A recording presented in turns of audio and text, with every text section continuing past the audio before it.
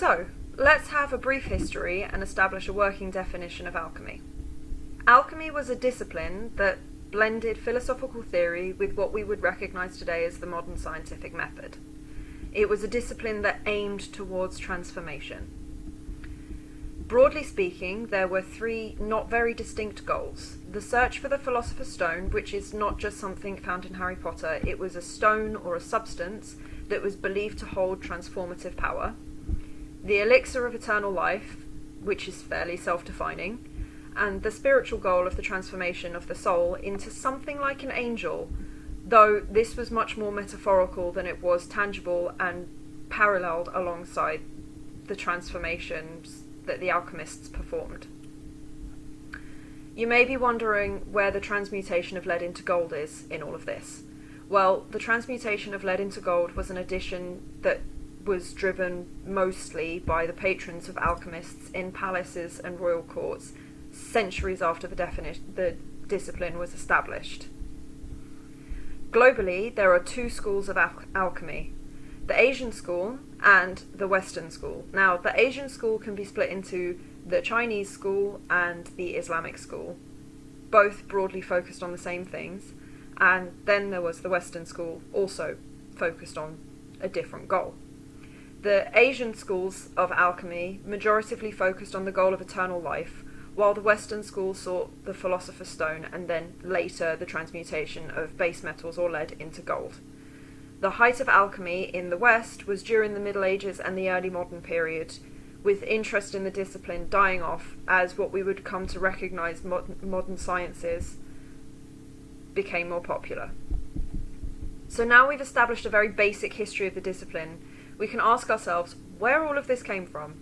What was the reasoning behind Western alchemy in particular? Who was the alchemist? Before all else, alchemy was one of the few disciplines that was open to any realm of society. Anyone who could read could become an alchemist. Those who were royal alchemists were considered to be courtly alchemists and had wealthy patrons and big labs and lots of books.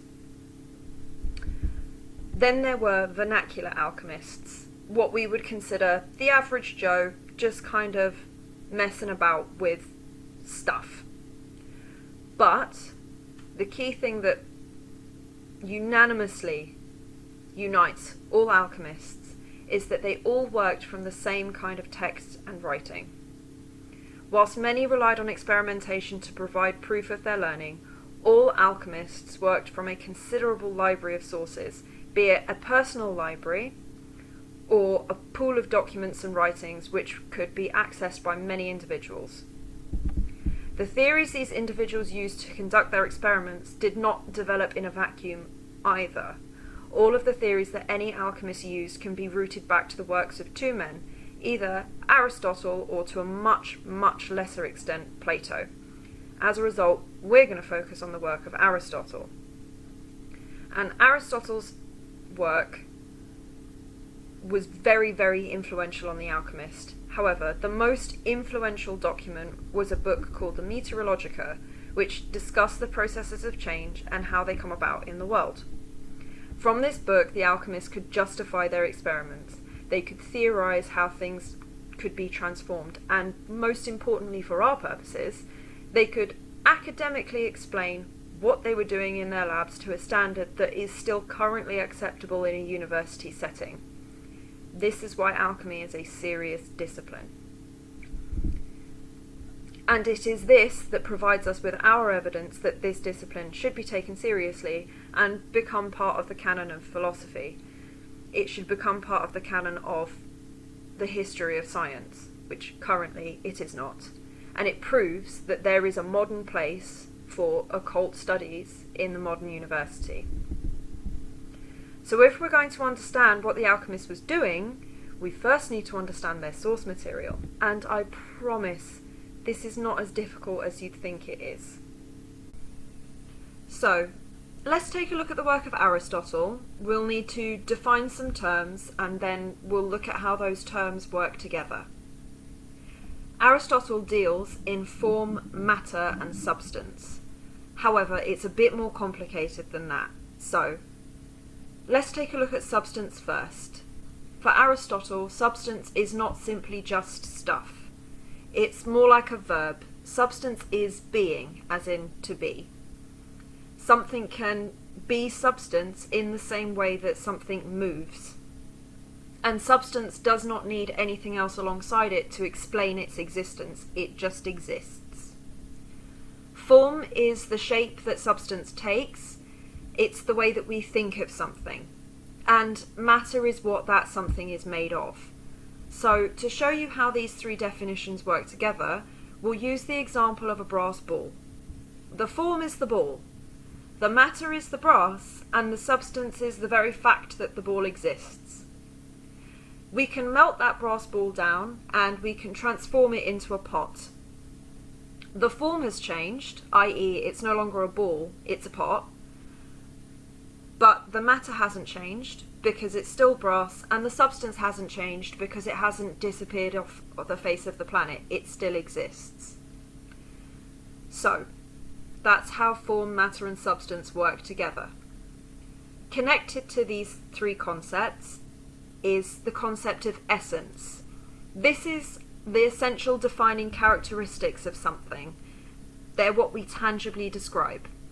The essence of a ball is that it is spherical. The essence of a pot is that it's a vessel. And the fact that we define a ball as spherical and a pot as a vessel allows us to categorize them. So we can define the brass ball as something akin to a football, because both are spherical, and we can define the brass pot as something akin to a glass vase, because the glass vase is also a vessel. So, now we have the basics of Aristotle's thought.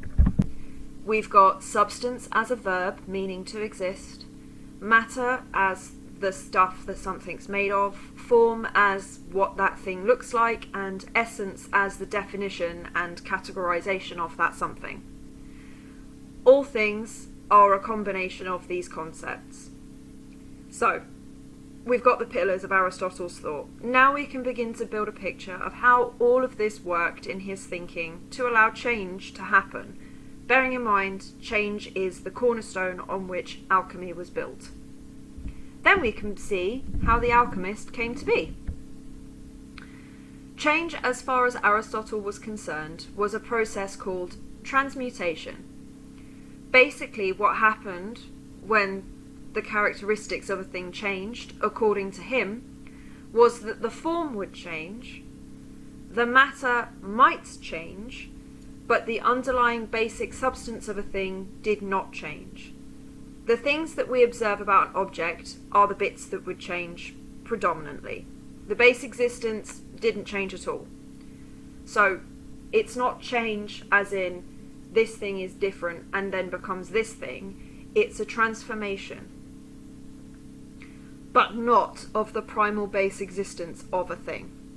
And Aristotle reckons that change happens because of how you change about the elements of earth, air, fire and water as a balance in each thing. Don't worry though, the elements as you are thinking of them and the way that Aristotle thought of them are broadly similar. For Aristotle, the elements of earth, air, water and fire and ether were, to modern thinking, effectively atoms. They made up everything, and different amounts of each one would create an object and give that object its properties. The elements had their own properties and were, according to Aristotle, interactive with each other and interconvertible, so one could become another if the correct conditions were applied. Earth, air, fire and water made up the sublunar terrestrial bodies that we interact with on a daily basis, and ether was responsible for celestial bodies. The sublunar bodies of earth, air, water and fire had a hierarchy, with fire being the lightest and therefore always rising to the top, earth being the heaviest and always sinking to the bottom, and air and water kind of existing together in the middle in the sublunar realm. Ether, being of the celestial realm, was above the sublunar altogether. However, the sublunar and the celestial were connected and reflected one another. Each element had a central mass, and it was from this central mass that the element came. The edges of that central mass is where the interconvertible bit happened. The sublunar elements were considered to have properties of hot, cold, wet, dry, with earth being cold and dry, air being hot and wet, fire being hot and dry, and water being cold and wet. These four elements in different combinations and concentrations are what made up everything, according to Aristotle. And the combination of their properties is what makes up the descriptions that we use. Now, I recognise that all of this has been very philosophy heavy up until this point, and it has to be in order for us to understand what came next. So, during the period in which most alchemists were working, philosophy was also being found and discovered and translated and thought over and understood by many, many great thinkers, but also by the church.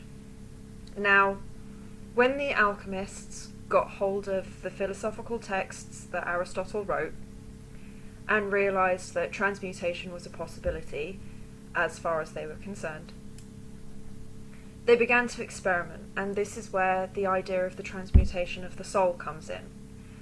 And this is where much of the inspiration for what we would later consider to be occultism comes from. And the idea that the human soul can become angelic was core to what alchemists were doing outside of the search for a way to transmute lead into gold. And it's this idea of making the human soul something that is angelic that we would consider to be heresy, and this is what made alchemy an occult practice. And what furthered this is the fact that alchemists used a series of codes and pictures and different languages in order to disguise their work, because very, very quickly alchemy became an incredibly competitive field, and this meant that getting patronage became very difficult, and as a result most alchemists had to protect their work so that it couldn't be plagiarized. And then later on, when different forms of Christianity began sitting in high places, in thrones and in places of power, that work became heretical. Many alchemists also looked into studying the creation of human life, which is where we get the notion of the homunculus from. And many alchemists also sought to create doorways into heaven, or as we would think of it in the modern day, alternative dimensions. And this is where Aleister Crowley founded much of his theory on alternative dimensions. Alongside that, much of the work that was coming out of Jewish mysticism at the time amalgamated with the work that was coming out of Western philosophical alchemical schools, and the combination of all of this created a way for alchemists to, in theory, open up new dimensions and new realms. And this meant that at the time alchemists held a lot of power that was not necessarily power that was considered to be part of this world, and provided they were not poor, the alchemists would have been considered to be dangerous but doing sort of good work. If the alchemist was lower down on the social pecking order than being a courtly alchemist, then that person may have been considered to be practicing black magic. And from this point onwards, so roughly from the start of the beginnings of witch trials in Europe onwards, alchemy was considered to be a dark art. it was considered to be evil, it was considered to be at points against God and heretical, and it is this that made it a cult. Not in fact what the alchemists were doing, but the fact that what they were doing apparently went against God, nature, and the church. Now, coming back to the philosophy involved, to put it bluntly, if we take lead and we want to make gold, using Aristotle's understanding of how the world works, how transformation happens, and the makeup of things, keeping in mind that gold and lead must have the same base substance, the same prima materia, in order for them both to exist, it simply becomes a case of applying the right conditions to the lead to shuffle the ratio of the elements about that make up the lead to then turn it into gold. From Aristotle's thought, alchemists created a hierarchy of metals, lead being the lowest and gold being the highest, and they organised the metals in terms of purity. This purity was not about how close the metal was to God, though. It was about how reactive the metal was, how amenable it was to transformation, and how easily those elements that make up metals can be moved around and changed, and how easy it is to change the basic form of the metal in question. In every single possible way, the alchemist was working on an understanding of basic existence of things through the lens of Aristotle's thought. Moreover, alchemists expanded Aristotle's thought, and these men became seen as magical and ethereal and mystical and different because they interacted with the world in a way that was entirely different to the way that the average man interacted with the world. Basically, the way that the Vikings understood women and maths is the way that the alchemist was understood in the Middle Ages and early modern period. Aristotle is the subject of very serious philosophical study. You cannot go onto a philosophy course and not bump into this man at some point. He's a pillar of philosophical history, and yet he is responsible for the esoteric and occult thinking of the alchemist. He is responsible for their goals of affecting change and towards finding proof of base substance that allows this to exist. And this is a search that is currently still going on in modern physics. These men founded the discussion on a universal basic substance, and that discussion is still going on.